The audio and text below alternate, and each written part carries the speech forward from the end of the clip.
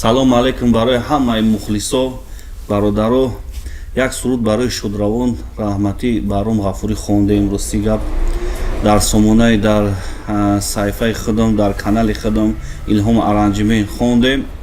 Бисёр бародаро хоҳиш карданд ки ҳамин суруда клипаш кунем. мо ба телефон сёмка кардагӣ будем. хай мақсад ина хоҳиши бародарора насиб боша, иҷро мекунем. Парвардигор маъқултун шава худованд. хай набуд давом шай забони бародаро мешнавем. акай насим боз. Ташаккури зиёд вақте ки мо бо ҳамроҳи Илҳомҷон ба маросими ҷанозаи устод Шодравон Баҳром Ғафурӣ будем. Бародари мо дунёро тарк карданд. бовар кунед хеле ва хеле ғамгин будем. ман аз ҳамун ғамгин будам. бо ҳамроҳи Илҳомҷон сарҷамъ омадем, як фикр кардем, гуфтем биё дар бораи ҳамин бародари мо ки имрӯз аз дунёро тарк кард, биё як суруд эҷод кунем. хай ҳастанд мухлисое ки бисёр савол карданд ки чӣ хел шумо ҳамин чиза тез ҳаёт карда муддати кӯтоҳ бо ҳамроҳии Абдураҳмонҷон матнша навиштанд. ҳамроҳи Илҳомҷон якҷоя кор кардем. ҳамин суруда баъри мухлисон ва фикр накунед мухлисони бениҳоят дӯстдорони санъат, мо дар ҳаққи бародармон ҳамавақт дуо мекунем. дар ҷойнамозам дуо мекунем. фақат дар суруд намешавад дуо карда. суруд ба тариқи суруд ин бародара ёд мекунем. дигарро ҳам ёд кунанд, мақсад дар ҳаққиш дуо кунанд. бале, бисёр гапҳо заданд дар бораи ҳамин, лекин мо дар бораи ин устод дар ҳаққаш доим вақт дуо мекунем ки худованд ҷояш ҷаннат бошад. парвардигор яке аз сафҳои пайғамбар Муҳаммад саллаллоҳу алайҳи ва саллам дар сафи пеш бошад. шарики барномаи мо ҳастанд ширкати дорусозӣ Софсавдо. агар шумо худро фарбеҳ ё хароб кардан хоҳед ва ё мӯи сари шумо мерезад ва ё дар бадани худ сафедшавиро эҳсос мекунед, пас ба ширкати Софсавдо муроҷиат кунед. Амин, амин. худованд ҷоша ҷаннат кунад. хай мо санъаткоро ёди ҳамин устода кунем. Аллоҳу акбар. ва бинандагони азиз, чигунае ки ба ҳамаи шумо маълум аст ва шумо медонед, Баҳром Ғафурӣ яке аз ҳунармандоне буданд ки на танҳо миёни мухлисон, на танҳо миёни халқ, ҳатто миёни санъаткорон обрӯю эътибори махсус доштанд. аксари ҳунармандон аз ӯ ҳамчун ҳунарманди хоксор, ҳунарманди заминӣ, ҳунарманди хушгуфтору хушрафтор ва марди ҳақиқӣ ёд мекунанд. ва ин буд ки муддати 1 моҳ шуда бошад марги Шодравонро, чандин ҳунармандон аллакай дар бораи ӯ суруд хонданд, ёде аз Баҳром Ғафурӣ мекунанд. ва Илҳом Родов ва Насими Саидзод низ аввалин шуда таронаро пешкаши мухлисон намуданд ки бениҳоят аз ҷониби мухлисон хуб пазируфта шуд. ва бо дархости зиёди худи шумо мухлисони азиз тасмим гирифтем ки дар ҳамкорӣ бо студия ва канали Тоҷикон Груп клипи ана ҳамин таронаро, яъне Баҳроми мо куҷо рафт, пешкаши шумо мухлисони азиз гардонида бошем. салом алейкум бародарон. ин суруд бахшида мешавад ба Шодравон Баҳромҷони Ғафурӣ ки имрӯз дунёро тарк карданд. рӯҳаш шод бод, ҷояд ҷаннат бод. баҳроми мо куҷо рафт, гашт аз мо ҷудо рафт, марги ногаҳонӣ бибурдаш, ӯ ба сӯи худо рафт. холи шуҷоат канор монд, азиз будӣ баро мо, хотираҳотан ки бо моз нома зинда мемонад.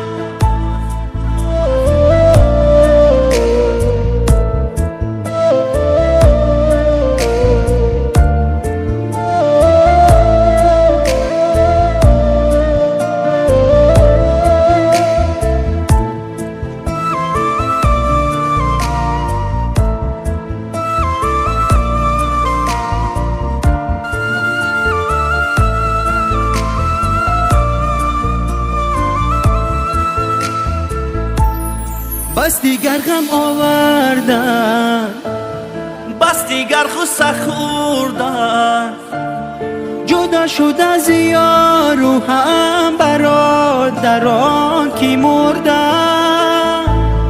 بهرام زی بین ما رفت، در صدم ناگاه رفت، نامی نکوید برادر در بین ما میماند.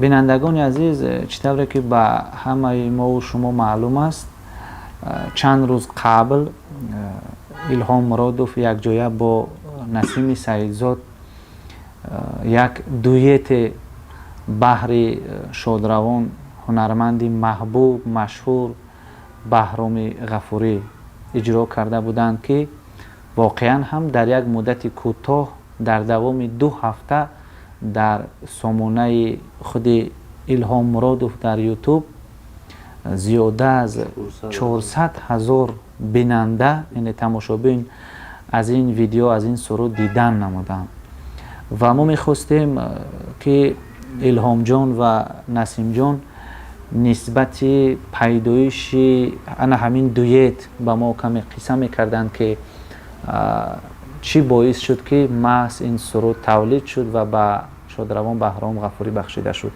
و میخواستیم که نسبت این مسئله کمی.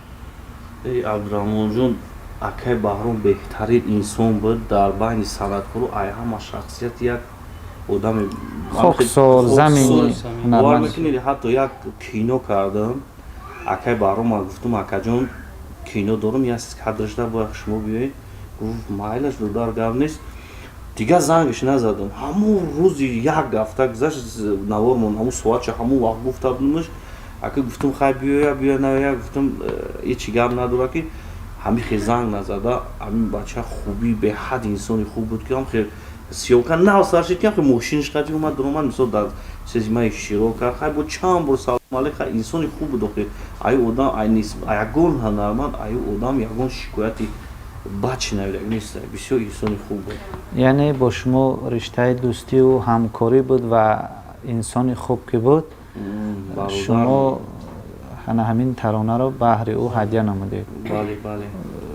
خطا نکنم نام سرود رو یک جا نوشتیم. بینندگان عزیز نگفته نماند که خودی همان روز وقتی که